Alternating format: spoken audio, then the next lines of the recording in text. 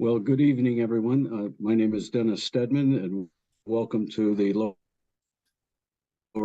Makefield Township Ad Hoc Property Committee meeting. It's November 17th, and we have most of the committee here. We have 6 of the 7 committee members, as well as our consultants. And I think we should jump right into it if we could. The agenda is posted. I'm going to try to share my screen if my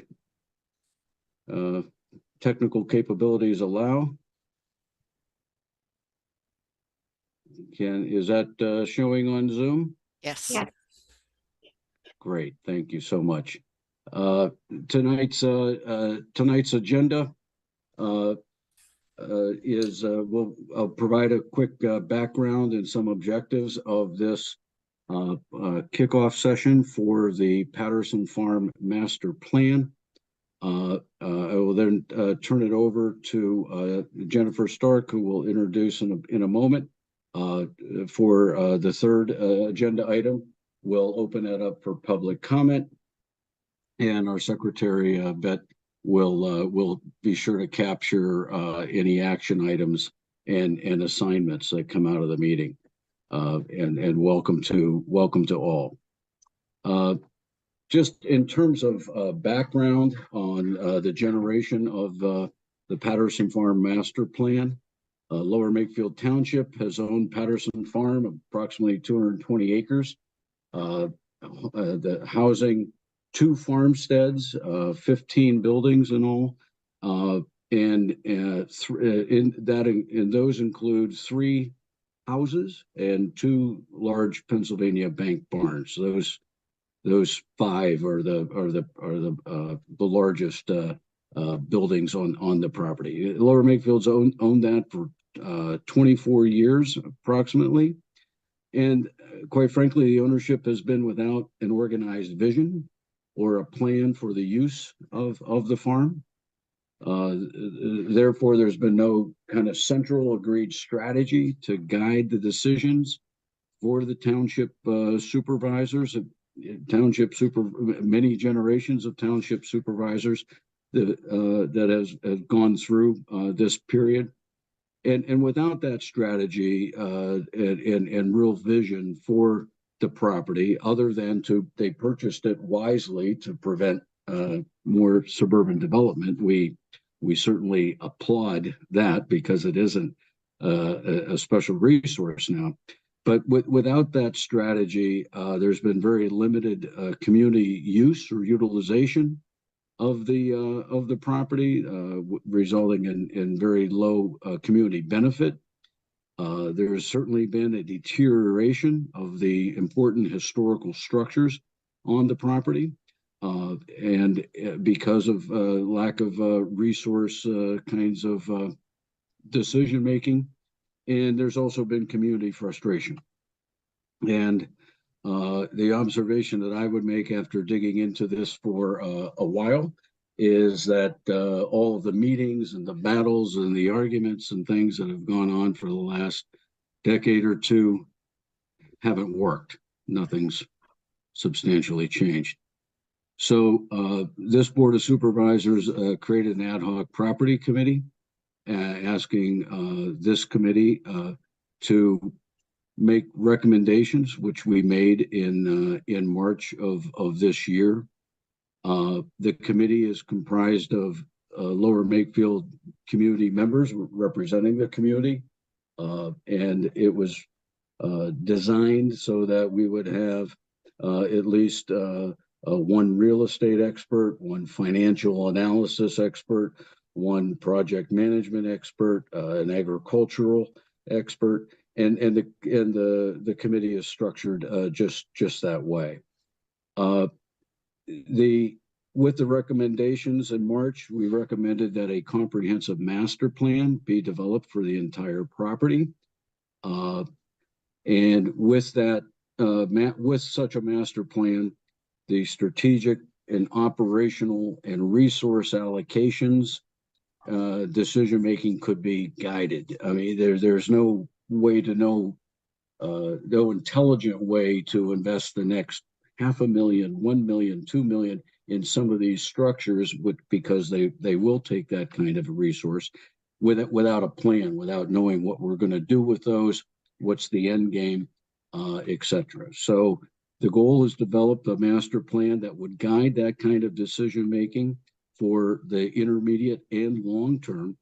And in May of this year, the supervisors approved and earmarked up to $300,000 to be spent on developing that master plan.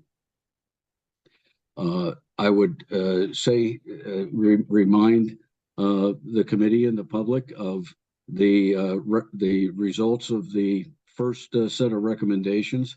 The committee said that there are three fundamental principles guiding the potential uses of Patterson Farm. First is agriculture. Patterson Farm needs to stay in agriculture.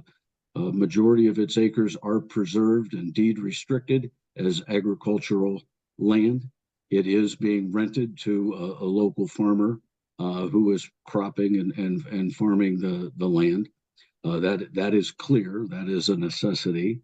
Number two is to preserve the historical property, the buildings for township and community benefit and for their use. And the third is that each building has to have a purpose.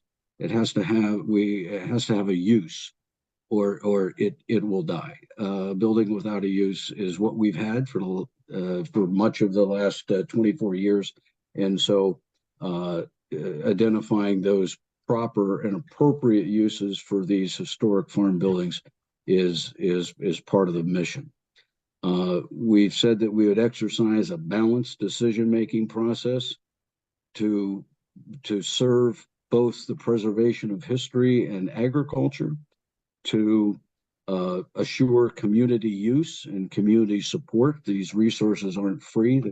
The community will be spending its funds and resources on it, so they need to get some utility from that, and it has to be fiscally responsible, as is obvious with any such asset. So after the Board of Supervisors approved this, the committee has met and discussed and decided to utilize a professional, disciplined, staged process with stakeholder input to develop this master plan. Lower Makefield Township has hired the professional project management team of Vision Young, a large, well-respected real estate, architectural, and planning company, and that project management team will be supporting this committee in developing a community-oriented master plan for this property, and that's where we are here in November. So with that kind of background, I'd like to introduce Jennifer Stark of a Vision Young. Jennifer is a certified architect, a VP of project management with a Vision Young, a Lower Makefield Township resident, and serves on the Lower Makefield Historical Architectural Review Board. We're fortunate to have Jennifer and her talents with us. And so at this point, I would like to turn it over to Jennifer. Thank you so much, Dennis. Good evening, everyone. I think that the full committee has met me already, and possibly Candace Lee, who's also on this call. She's an assistant project manager with Avison Young, and she will be working with us on this project. Getting back to our kickoff, I'm talking about item 3 here on the agenda. We envisioned this project taking approximately 9 months to complete, and Avison Young's role is to help facilitate the development of the master plan, but we are not writing the master plan.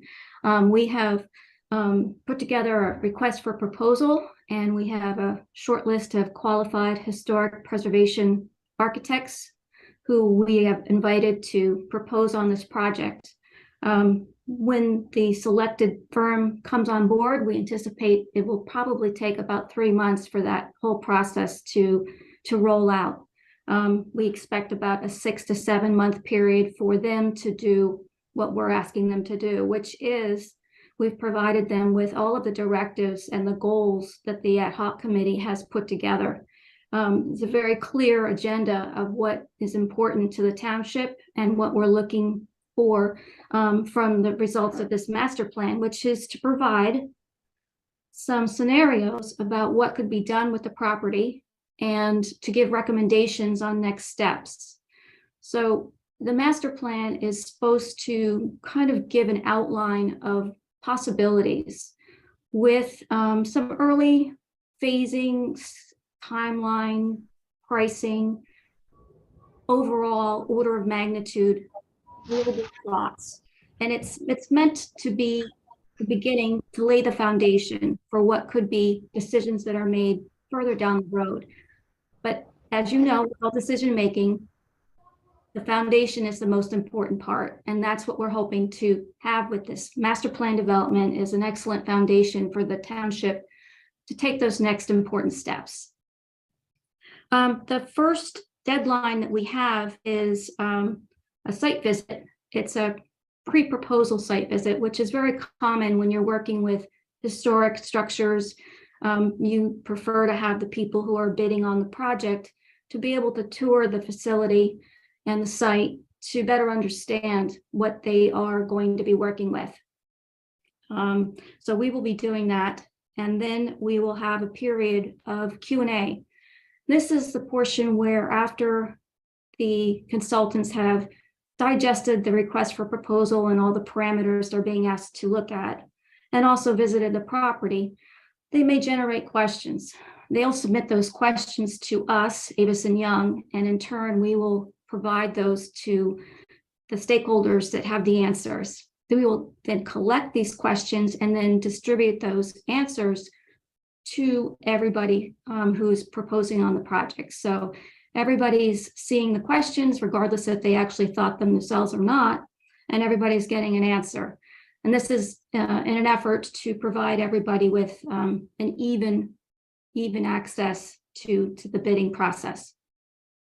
We are asking that the questions deadline will be the 23rd of November. So they have a little bit of time from the period of visiting the property to generating their questions.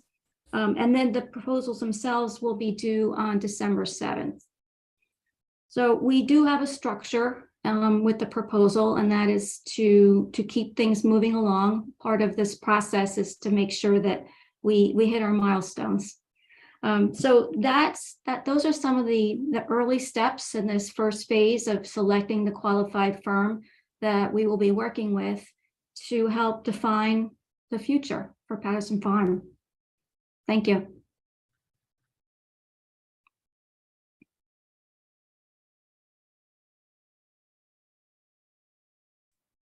Questions from the committee for Jennifer or Candace?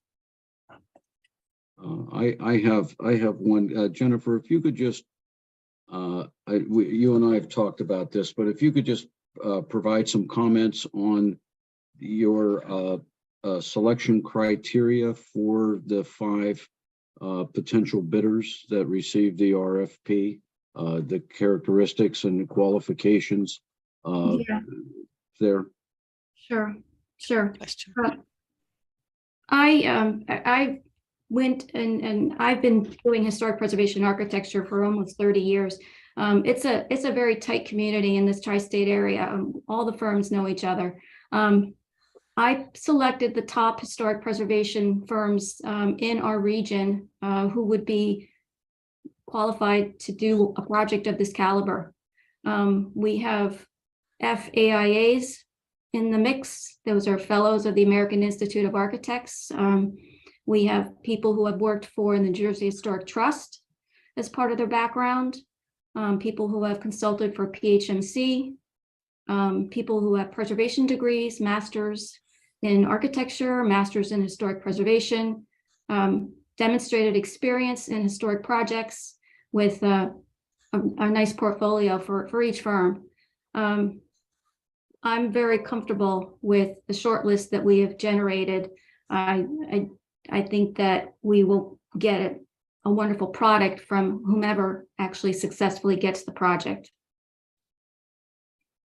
Okay.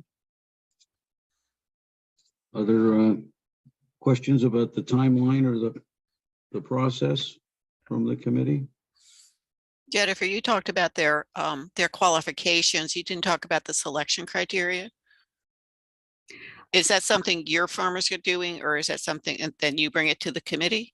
Yes, we're not, Avis and Young is not selecting your consultant. We are bringing the proposals to the committee. We will help you evaluate them. If there's an interview period, we will facilitate the interviews. And we will help you level the proposals so that you can evaluate apples to apples. It's not always just fee that makes the best proposal. So, yes. So Dennis, we have to come up with some criteria. Yes, absolutely. And I think we, as with Vision Young's input and also looking at these proposals and understanding the RFP, that's part of our effort, without a doubt.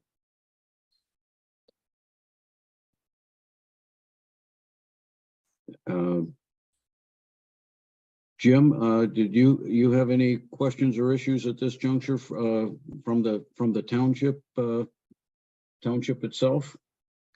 I just had one question. I know you have in your proposal that they have to have the questions in by next Wednesday.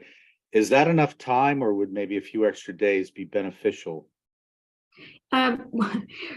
Sometimes the question is, can we get the question deadline extended? Tomorrow, when we talk to everybody, we'll ask them about this deadline. It might be too aggressive because of the holidays. If that's the case, we'll broadcast a new date for the deadline. I was generous with doing the proposal being due on the 7th of December, so we do have wiggle room to push the deadline for questions out a couple of days. Great approach. Yeah, I'm all for pushing on a timeline, but at the same time, quality is going to win the day, right? So, Yep. And Thanksgiving a week from today is a reality on everyone's calendar. So, yeah, let's see what they come back with. Mm-hmm. Okay. If no other questions from the committee, I could ask for any public comment if there's any questions or comments from the public. Dennis, I just want to chime in. The Okay. RFP that was circulated had draft on it. Is there a finalization that we need to do, or is it going? The RFP is out. Okay. Never mind. Never mind.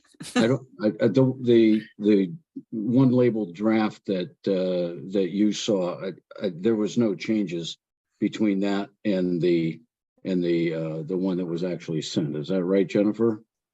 I'm forgetting the exact days of those distributions. Yeah. No substantive change at minimum. We picked up a couple of comments and included them. So there's a version 2 that was the final. Yeah. Okay. All right. Could I ask our meeting organizers if there's any public comment at this juncture? No public comment online. Okay. All right. Beth, do we have action items or any assignments out of this? It's we've pretty much hired the best here, which is feels good right now, but I'll tell you, the work is going to come when these proposals come in and we have to evaluate them. Yeah.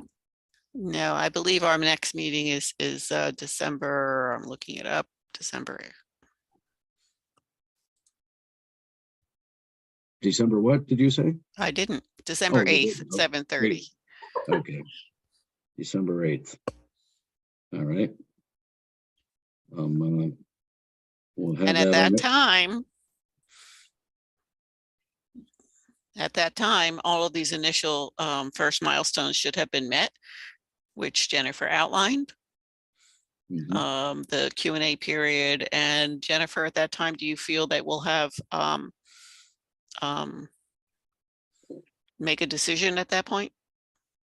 You will not be making a decision on the 8th. What you will be getting is a copy of every proposal and then basically a leveling sheet that helps you give a snapshot comparison of methodology and fee, team members, relevant experience for each firm. You'll just be entering the phase of evaluation.